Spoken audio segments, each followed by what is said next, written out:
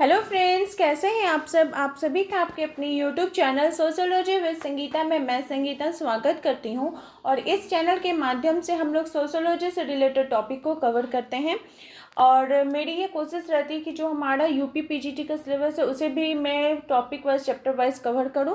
और साथ ही साथ हम लोग जो यूजीसी नेट का सिलेबस है, यूजीसी नेट में तो ऐसे बहुत इसका वास्ट सिलेबस है, तो उसको भी कवर करने का हम लोग कोशिश करेंगे ताकि आपका जो दिसंबर का एग्ज़ाम है उसमें ये आपको हेल्पफुल रह सके। तो उसी से रिलेटेड आज का जो टॉपिक है इसमें हम लोग 100 सोशियोलॉजी के ऑब्जेक्टिव क्वेश्चंस को देखेंगे। इसका एक्सप्लेनेशन नहीं देखेंगे, सिर्फ हम लोग क्वेश्चन उसका आंसर देने का कोशिश करेंगे और देखेंगे कि हम लोग उसका आंसर दे पा रहे हैं कि नहीं।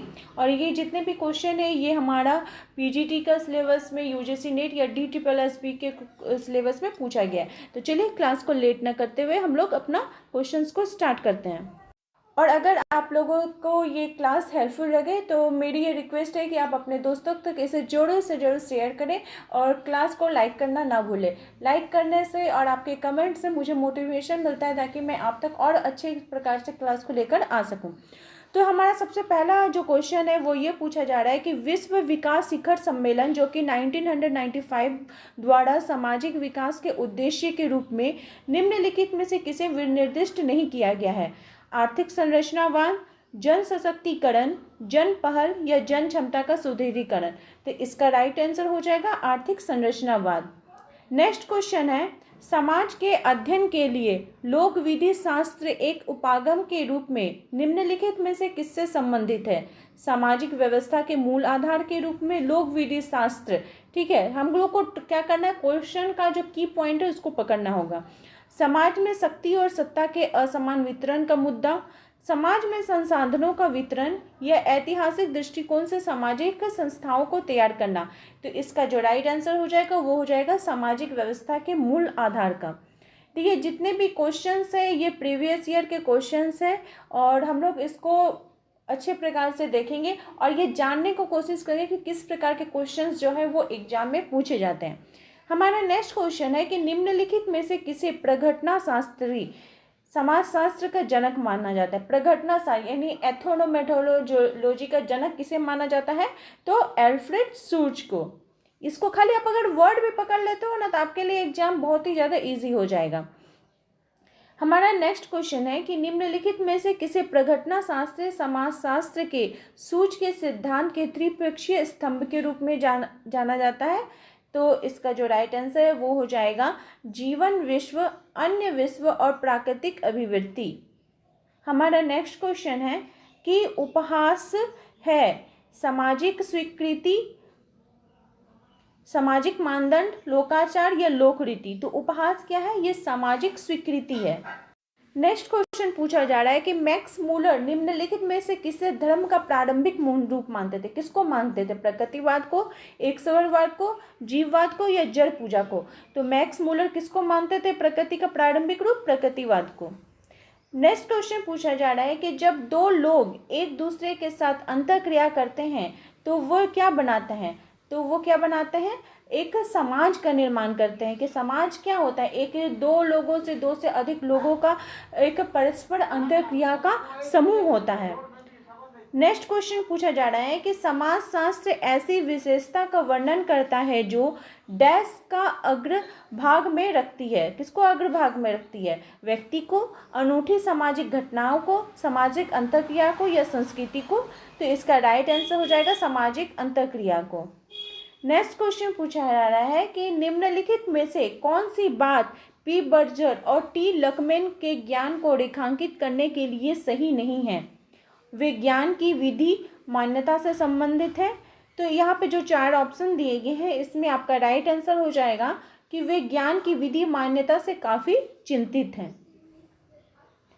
नेक्स्ट क्वेश्चन पूछा जा रहा है कि भारत की कुल जनसंख्या में वृद्धों के, वृद्ध किसके अंतर्गत आ जाएंगे, जो 60+ रहेंगे, उनकी जनसंख्या अनुपात किस प्रवृत्ति को दर्शाता है।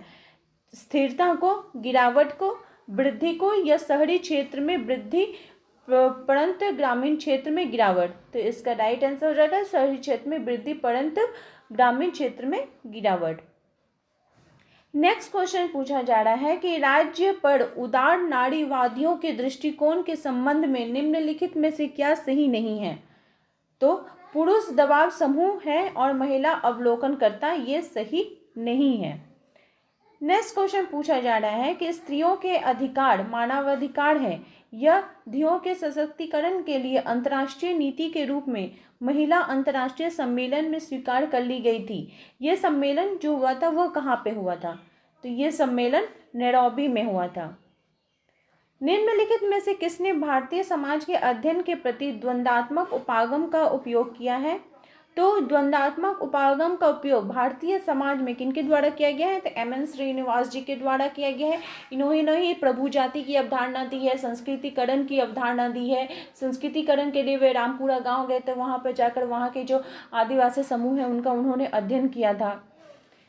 नेक्स्ट क्वेश्चन है कि यह धारणा किसकी है कि भारतीय जनजातियां पिछड़ी हिंदू थी। जो भारत की जो जनजातियां थी, अभी जो जनजातियां आदिवासी जनजाति का ही बात किया जा रहा है, वो भारत की पिछड़ी हिंदू है। तो ये N.K. बोस का मानना था। नेक्स्ट क्वेश्चन है कि विश्व स्वास्थ्य संगठन के अनुसार भारत की जनसंख्या का कितना अनुपात सुरक्षित पेयजल नहीं पाता है? जो विश्व के स्वास्थ्य संगठन है वो क्या बोले कि भारत की कितनी प्रतिशत जनसंख्या जो है अभी भी स्वस्थ जल को प्राप्ति नहीं कर पा रही है? तो 45%। नेक्स्ट क्वेश्चन पूछा जा रहा है कि भारत की नगरीय जनसंख्या का कितना अनुपात मलिन बस्तियों में निवास करता है? तो भारत की जो टोटल जनसंख्या उसका कितना अनुपात? तो लगभग आधा भाग जो है वो मलिन बस्तियों में निवास करता है। नेक्स्ट क्वेश्चन है कि श्रमिक वर्ग को पूंजीवादी समाजों में एकीकृत करे ताकि उनके उग्रवादी या क्रांतिकारी बल बनने की संभावना कम हो। इस वक्तव्य का संबंध किससे है? तो ये जो वक्तव्य है श्रमिक वर्ग आ रहा है, यानी ये मजदूर संघ से संबंधित है। सामूहिक सौदेबाजी आमतौर पर निम्नलिखित पर केंद्रित रहता है। सामूहिक सौदेबाजी कहाँ पर होता है? तो लाभ के हिस्सा में, जॉब सुरक्षा में, और जॉब सुरक्षा का जो कार्य की जो अच्छी स्थितियाँ होती हैं उस पर ये निर्भर करता है। नेक्स्ट क्वेश्चन पूछा जा रहा है कि व्यक्ति की श्रम शक्ति के उस मूल्य को मार्क्सवादी पद में क्या कहा जाता है जो नियोक्ता द्वारा उस कार्य के लिए भुगतान किए गए मूल्य से बच जाता है? तो उसे विनिमय मूल्य बोला जाता है। नेक्स्ट क्वेश्चन है कि विभिन्न देशों के विकास के स्तर को मापने के लिए मानव विकास सूचकांक जिसे HDI बोला जाता है निम्नलिखित में से किसके साथ संबंधित है? तो इसके कौन इसमें इन्होंने काम किया था? तो इसमें महबूब उल हक ने काम किया था। घरेलू हिंसा अधिनियम किस वर्ष पारित हुआ था? तो घरेलू हिंसा अधिनियम 2001 में पारित। नेक्स्ट क्वेश्चन पूछा जा रहा है कि निम्नलिखित में से क्या वैश्विक उष्मीकरण नहीं उत्पन्न करता है? वैश्विक उष्मीकरण कौन क्या उत्पन्न नहीं करता है? तो नैनो प्रौद्योगिकी। नेक्स्ट क्वेश्चन पूछा जा रहा है कि आर्थिक परिप्रेक्ष्य जो मानता है कि व्यवसाय पर सरकारी प्रतिबंधों को कम करके प्राप्त स्वतंत्र बाजार शक्तियां ही आर्थिक समृद्धि का एकमात्र मार्ग प्रदान करती है, यह कथन किसकी अवधारणा को स्पष्ट करता है? तो यह नव उदारीकरण को स्पष्ट करता है। नेक्स्ट क्वेश्चन है कि एक समाज विशेष में प्रसव योग्य उम्र की महिलाओं द्वारा उत्पन्न जीवित बच्चों की औसत संख्या को क्या कहा जाता है? तो उसको क्या कहा जाता है? रोगग्रस्तता दर।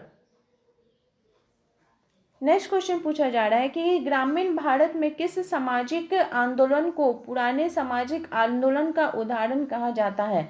वातावरण आंदोलन, किसान आंदोलन, निर्जाति आंदोलन या क्षेत्रीय स्वायत्तता आंदोलन? तो इसका राइट आंसर हो जाएगा किसान आंदोलन।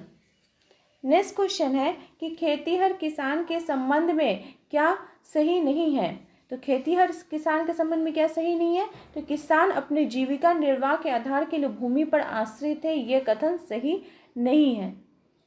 नेक्स्ट क्वेश्चन है कि भारत में अनुसूचित जनजाति निम्नलिखित में कौन सी नहीं है? भील, संथाल, गुर्जर और हो। तो गुर्जर जो है यह अनुसूचित जनजाति के अंतर्गत नहीं आती है। नेक्स्ट क्वेश्चन पूछा जा रहा है कि ट्राइबल मूवमेंट्स इन इंडिया नामक पुस्तक के लेखक कौन है? तो इसके जो लेखक है वे हैं M.S.A. राव। नेक्स्ट क्वेश्चन हमारा है कि सेवाओं में व्यापार पर सामान्य समझौता गेट्स बताता है, क्या बताता है? तो ये शिक्षा में सीमा पार व्यापार को बताता है। नेक्स्ट क्वेश्चन है कि निम्नलिखित में से कौन सी जाति व्यवस्था की विशेषता नहीं है। तो जाति व्यवस्था की कौन सी विशेषता नहीं है? तो बाह्य विवाह, पवित्रता और प्रदूषण, अनुष्ठानिक पदानुक्रम और प्रदत्त व्यवसाय, ये इसकी व्यवस्था नहीं है। नेक्स्ट क्वेश्चन पूछा जा रहा है कि निम्नलिखित में से कौन सी संकल्पना को एम.एन. श्रीनिवास द्वारा संस्कृतिकरण से प्रतिस्थापित नहीं किया गया है? किस मतलब उससे अलग करके नहीं बताया गया है। तो इनका जो सिद्धांत है ब्राह्मणीकरण और पश्चिमीकरण, ये इससे नहीं है। नेक्स्ट क्वेश्चन है कि निम्नलिखित में के संदर्भ में निर्जातीयता किसको कहा जाता है? निर्जातीयता किसको कहेंगे हम लोग? तो अनुवांशिक और अर्जित सामाजिक सांस्कृतिक विशेषताओं को। नेक्स्ट क्वेश्चन पूछा जा रहा है कि निम्नलिखित में से कौन सा ऐसा कारक नहीं है जिससे लोग गांवों से शहरों की ओर आ रहे हैं? तो ग्रामीण बेरोजगारी के कारण आ रहे हैं, ग्रामीण क्षेत्रों में दहेज प्रथा में वृद्धि, ग्रामीण गरीबी के कारण भी आया जा रहा है, ग्रामीण क्षेत्रों में कुटीर और घरेलू उद्योग का ह्रास, इसके कारण भी वे शहरों की पलायन करें, लेकिन दहेज जो है ये कारण नहीं है। नेक्स्ट क्वेश्चन पूछा जा रहा है कि भारतीय प्रसंग में मलिन बस्ती की जनसंख्या में वृद्धि क्या बताती है? तो यह बताती है कि ग्रामीण संपन्नता का विस्तार हो रहा है। नेक्स्ट क्वेश्चन है कि किसने किसानों को ऐसे छोटे कृषि उत्पादक के रूप में परिभाषित किया है जो साधारण उपजकरों और अपने परिवार के सदस्यों के श्रम से प्रत्यक्ष या अप्रत्यक्ष रूप में प्राय अपने उपभोग के लिए राजनीतिक तथा आर्थिक शक्ति धारकों के प्रति अपना दायित्व पूरा करते हैं?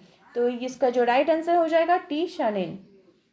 नेक्स्ट क्वेश्चन पूछा जा रहा है कि भारत में पेजेंट मूवमेंट की निम्नलिखित में कौन सी मांग नहीं है? भूमि वितरण, उर्वरक परिदान, जिसका आर्थिक सहायता है, काश्तकारी अधिकार, खेतीहर मजदूरों के लिए उच्च मजदूरी। तो जो भूमि वितरण है यह भारत में पेजेंट मूवमेंट्स की मांग नहीं है। हमारा नेक्स्ट क्वेश्चन पूछा जा रहा है कि सामाजिक विकास सामरिक नीति का लक्ष्य क्या सुनिश्चित करना है? तो इसका राइट आंसर हो जाएगा कि समाज के प्रत्येक वर्ग को संसाधन के रूप में मान्यता दी, जिसे आर्थिक विकास से लाभान्वित होनी चाहिए, ताकि यह सुनिश्चित हो कि उनके जीवन के शैक्षिक, रोजगार, स्वास्थ्य, अन्य मूलभूत आवश्यकताएं पूरी हो गई हैं और उनकी पूर्ण सामर्थ्य की उपलब्धि हेतु अवसर प्रदान किए जाएं। हमारा नेक्स्ट क्वेश्चन है कि अनुसूचित जनजातियों की भूमि जोत का औसत आकार क्या है? तो जो अनुसूचित जनजातियां हैं उनकी भूमि जोत का जो आकार है वो अन्य पिछड़ी जातियों से बड़ा है। नेक्स्ट क्वेश्चन पूछा जा रहा है कि बंधुआ मजदूरी क्या है? तो बंधुआ मजदूरी जो है वो ग्रामीण गरीबी के कारण लेकिन निरक्षरता और निम्न जातियों पर उच्च जातियों का आधिपत्य होता है, जिसको मजदूरों को बंधुआ बना लिया जाता है। नेक्स्ट क्वेश्चन पूछा जा रहा है कि निम्नलिखित में कौन सी अनौपचारिक क्षेत्र की विशेषता नहीं है?